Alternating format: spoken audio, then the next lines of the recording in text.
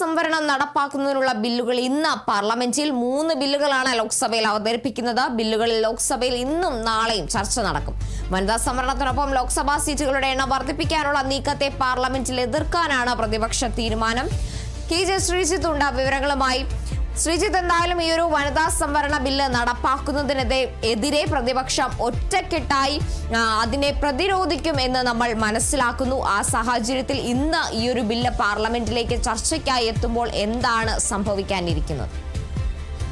ലോക്സഭയിൽ മണ്ഡല പുനർനിർണയത്തിലൂടെ 880 സീറ്റാക്കി അതിലൂടെ വനിതാ സംവരണം നടത്താനാണ് കേന്ദ്ര സർക്കാരിൻ്റെ തീരുമാനം. അതിനെതിരെയാണ് വലിയ രീതിയിൽ പ്രതിഷേധമുണ്ടാകുന്നത്. ഇന്ന് പ്രതിപക്ഷ പാർട്ടികളെല്ലാം ഈ ബില്ലിനെതിരെ വോട്ട് ചെയ്യാൻ തീരുമാനിച്ചിട്ടുണ്ട്.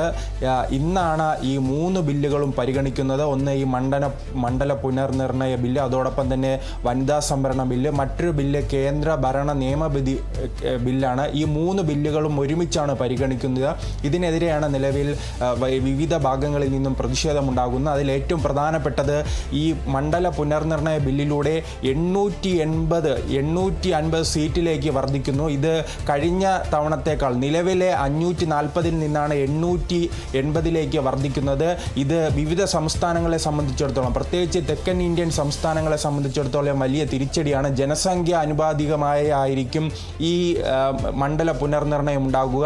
അങ്ങനെ ഉണ്ടാകുമ്പോൾ ഉത്തരേന്ത്യ സംസ്ഥാനങ്ങളിൽ വലിയ രീതിയിൽ തന്നെ സീറ്റിൻ്റെ എണ്ണം വർദ്ധിക്കും. ഉദാഹരണത്തിന് ഉത്തർപ്രദേശിൽ നിലവിൽ 80 സീറ്റുകളാണുള്ളത്. അത് 120 വർദ്ധിക്കുന്ന സാഹചര്യം ഉണ്ടാകും. പക്ഷേ കേരളത്തിൽ വെച്ച് നോക്കുകയാണെങ്കിൽ വെറും 20 സീറ്റുള്ള കേരളത്തിൽ അത് 30 മാത്രം വർദ്ധിക്കുന്ന ഒരു സാഹചര്യം. അത് തന്നെയായിരിക്കും തെക്കേ ഇന്ത്യയിലെ വിവിധ സംസ്ഥാനങ്ങളിൽ ഉണ്ടാകുക.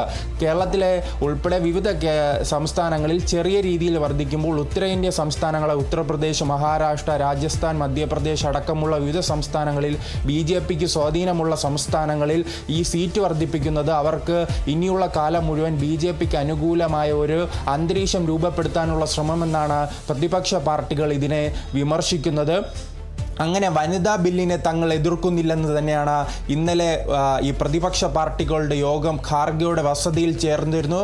ആ യോഗത്തിനിടയിലും അവർ പലതവണ ആവർത്തിച്ചത് വനിതാ ബില്ലിനെ എതിർക്കുന്നില്ല. വനിതാ ബിൽ നടപ്പിലാക്കണമെങ്കിൽ ഈ 543 അംഗങ്ങളുള്ള നിലവിലെ സാഹചര്യത്തിൽ ആ വനിതാ ബില്ല് നടപ്പിലാക്കണം.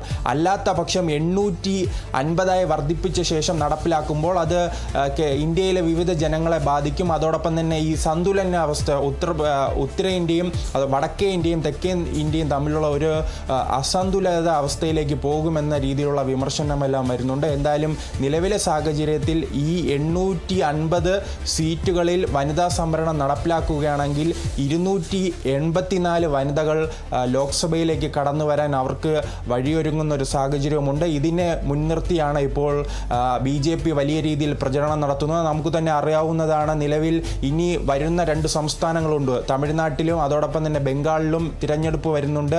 ഈ മാസം 23-നും അതോടൊപ്പം തന്നെ 29-നുമാണ് ഈ 2 സംസ്ഥാനങ്ങളിലും തിരഞ്ഞെടുപ്പ് വരുന്നത്. ആ സംസ്ഥാനങ്ങളിലെ വിജയം ലക്ഷ്യമിട്ടാണ് BJPയുടെ ഈ നീക്കമെന്നും വലിയ രീതിയിൽ വിമർശനം ഉന്നയിക്കുന്നു. അത് രാഷ്ട്രീയ നിരീക്ഷകരും അതിനെക്കുറിച്ച് സംസാരിക്കുന്ന സാഹചര്യമുണ്ട്. കാരണം ബംഗാളിനെ സംബന്ധിച്ച് നാം പരിശോധിക്കുകയാണെങ്കിൽ അവിടെ വനിതാ വോട്ടർമാർക്ക് വലിയ രീതിയിൽ സ്വാധീനമുള്ള മമതാ ബാനർജിയുടെ പ്രധാനപ്പെട്ട വോട്ട് ബാങ്ക് തന്നെ ഈ വനിതകളാണ്. അപ്പോൾ ഈ വനിതകളെ ലക്ഷ്യമിട്ടാണ് ഈ വനിതാ ബില്ല് നടപ്പിലാക്കുന്നത്.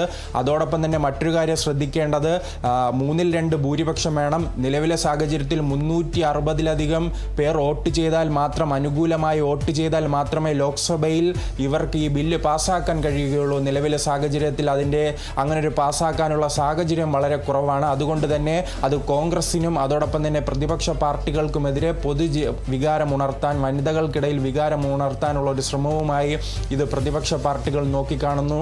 കാരണം വനിതാ ബില്ലിനെതിരാണ് കോൺഗ്രസും പ്രതിപക്ഷ പാർട്ടികളുമെന്ന് വലിയ പ്രചരണമായിരിക്കും ഇനി വരും ദിവസങ്ങളിൽ തമിഴ്നാട്ടിലും ബംഗാളിലും നാം കാണാൻ പോകുന്നത്, തിരഞ്ഞെടുപ്പ് കാലത്ത് കാണാൻ പോകുന്നത്. അതിനുവേണ്ടിയാണ് ഈ വനിതാ ബില്ല് കൊണ്ടുവന്നതെന്നാണ് ഇന്ത്യ മുന്നണിയിലെ പ്രധാനപ്പെട്ട പാർട്ടികൾ പറയുന്നത്. അതോടൊപ്പം തന്നെ നാം പരിശോധിക്കുകയാണെങ്കിൽ സ്റ്റാലിൻ്റെ നേതൃത്വത്തിലെല്ലാം വലിയ രീതിയിൽ തന്നെ പ്രതിഷേധം സംഘടിപ്പിക്കാനുള്ള നീക്കം ഉണ്ടാകുന്നു. പ്രത്യേകിച്ച് ഇന്ന് തമിഴ്നാട്ടിൽ എല്ലാ വീടുകളിലും ജില്ലകളിലും തമിഴ്നാട്ടിൻ്റെ വിവിധ പ്രദേശങ്ങളിലും കരിദിനം ആചരിക്കാൻ DMK ആഹ്വാനം ചെയ്തിട്ടുണ്ട്. എല്ലാ വീടുകളിലും ഇന്ന് കരിങ്കൊടി ഉയർത്തും. അങ്ങനെ വലിയ രീതിയിലുള്ള പ്രതിഷേധം തന്നെയാണ് DMKയുടെ നേതൃത്വത്തിലും അതോടൊപ്പം തന്നെ TVKയും ഇതിനെതിരെ രംഗത്ത് വന്നിട്ടുണ്ട്. കേരളത്തിലും പിണറായി വിജയൻ അടക്കമുള്ള കേരളത്തിൻ്റെ മുഖ്യമന്ത്രി അടക്കമുള്ളവർ പറഞ്ഞിട്ടുണ്ട്. പലരും ചൂണ്ടിക്കാട്ടുന്നത് ഈ ജനസംഖ്യാപരമായ കണക്കുകൾ നിരത്തിയാണ്. ഉത്തർപ്രദേശിലെല്ലാം സീറ്റുകൾ വർദ്ധിക്കുമ്പോൾ കേരളമടക്കമുള്ള സ്ഥലങ്ങളിൽ സീറ്റുകൾ കുറയുമെന്ന മുൻകാല വിമർശനം തന്നെയാണ് നിലവിലും ഉന്നയിക്കുന്നത്. എന്തായാലും ഈ 3 ബില്ലുകൾ ഇന്ന് ലോക്സഭയിൽ ചർച്ചയ്ക്കിടക്കും. നരേന്ദ്രമോദിയും ആഭ്യന്തരമന്ത്രി അമിത്ഷാ അടക്കമുള്ളവർ ഈ സെക്ഷനുകളിൽ പങ്കെടുക്കുമെന്നാണ് അറിയാൻ കഴിയുന്നത്. അപ്പോൾ നരേന്ദ്രമോദി ഇതിനെക്കുറിച്ച് സംസാരിക്കുമോ എന്നെല്ലാം ഇന്നത്തെ ദിവസങ്ങളിൽ ഇന്ത്യൻ രാഷ്ട്രീയം തന്നെ ഉറ്റുനോക്കുന്ന ഒരു പ്രധാനപ്പെട്ട നിമിഷമാണ്. കാരണം ചരിത്രത്തിൽ ഏറ്റവും പ്രധാനപ്പെട്ട ഒരു 3 ബില്ലുകളാണ് ഇന്ന് പരിഗണിക്കുന്നത്. അതിൻ്റെ പ്രാധാന്യത്തോടു കൂടി തന്നെയാണ് BJP ഇന്ന് സഭയിൽ വരുന്നത്. അവരുടെ എല്ലാ അംഗങ്ങളോടും ഇന്ന് സഭയിൽ ഹാജരാകാൻ പറഞ്ഞിട്ടുണ്ട്. പ്രതിപക്ഷ പാർട്ടികളും അവരുടെ അംഗങ്ങളോട് സഭയിൽ ഹാജരാകാൻ പറഞ്ഞിട്ടുണ്ട്. 18 മണിക്കൂറിലധികം നീളുന്ന ചർച്ചയാണ് നിലവിൽ ലോക്സഭയിൽ മുന്നണികൾ പ്രതീക്ഷിക്കുന്നത്. എല്ലാവർക്കും സംസാരിക്കാൻ അവസരമുണ്ട്. വലിയ രീതിയിൽ ചർച്ചയ്ക്ക് ശേഷമായിരിക്കും ഇത് വോട്ടെടുപ്പിലേക്ക് പോകുന്നത്. വോട്ടെടുപ്പിലേക്ക് പോവുകയാണെങ്കിൽ അത് പരാജയപ്പെടാനുള്ള സാധ്യത തന്നെയാണ് നിലവിൽ കാണുന്നത്. കാരണം നിലവിലെ BJP മുന്നണിക്ക് 360-ലധികം വോട്ടുകൾ നേടാനുള്ള ഒരു ശേഷി കുറവുണ്ട്. അതുകൊണ്ട് തന്നെ ഈ ബില്ല് പരാജയപ്പെടാനാണ് നിലവിൽ സാധ്യത. പക്ഷേ തെരഞ്ഞെടുപ്പ് കാലത്ത് ചർച്ചയാക്കി തങ്ങൾക്ക് അനുകൂലമായ ഒരു ജനവിധി തമിഴ്നാട്ടിലും അതോടൊപ്പം തന്നെ ബംഗാളിലും ഉണ്ടാക്കാനാണ് BJPയുടെ ശ്രമം. ശരി, എന്തായാലും ഏറെ വിവാദങ്ങൾക്കും വിമർശനങ്ങൾക്കും ഒക്കെ ഒടുവിൽ വനിതാ സംവരണം നടപ്പാക്കുന്നതിനുള്ള ബില്ലുകൾ ഇന്ന് പാർലമെന്റിൽ അവതരിപ്പിക്കുകയാണ്. അത് ഇന്ന് ചർച്ച ചെയ്യും. ഒറ്റക്കെട്ടായി തന്നെ ഈ ബില്ലിനെ എതിർക്കാനുള്ള ശ്രമത്തിൽ തന്നെയാണ് പ്രതിപക്ഷം അടക്കമുള്ളത്. ഇന്നലെ അടക്കം മല്ലികാർജ്ജുൻ ഖാർഗെയുടെ വസതിയിൽ ചേർന്ന യോഗത്തിൽ കൃത്യമായ നിലപാട് തന്നെയാണ് പ്രതിപക്ഷം സ്വീകരിച്ചിരിക്കുന്നത്. ആ നിലപാടായിരിക്കും ഇന്ന് പാർലമെന്റിൽ പ്രതിപക്ഷം അവതരിപ്പിക്കുക. എന്തായാലും KJ ശ്രീജിത്താണ് വിവരങ്ങൾ നൽകിയത്.